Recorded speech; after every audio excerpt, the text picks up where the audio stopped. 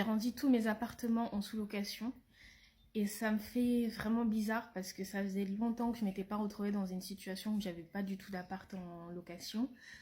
Ça fait 4 ans que je fais ça, 4 ans de ma vie, et là de ne plus rien avoir, en fait ça fait bizarre parce que j'ai l'impression de ressentir une sorte de manque.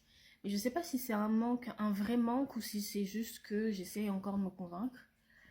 Mais en même temps, je suis aussi soulagée. Parce que, bah, on le dit pas forcément, mais la location courte durée, c'est une activité qui est quand même très drainante. Il faut tout le temps être disponible, à l'affût. Il y a souvent des imprévus. Parfois, enfin, il y a des moments où tout va bien et vous n'avez pas besoin d'aller dans les logements pendant 6 mois.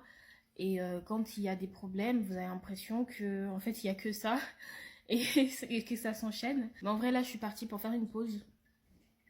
Une pause qui deviendra peut-être définitive. Quoi qu'il en soit, je ne vais pas me précipiter dans la fermeture de la société ou quoi ou qu'est-ce.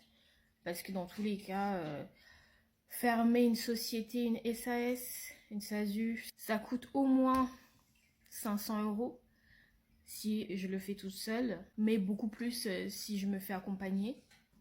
Donc peut-être que l'envie va revenir, peut-être pas. Je pensais pas que mon aventure entrepreneuriale allait se terminer de cette façon quand j'ai commencé il y a 4 ans.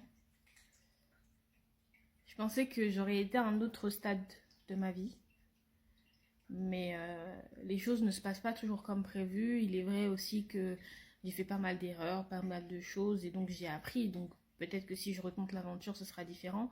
Mais peut-être pas. Peut-être que je me suis juste trop acharnée parce qu'en vrai, j'ai perdu beaucoup, beaucoup d'argent. Donc bon, affaire à suivre, hein.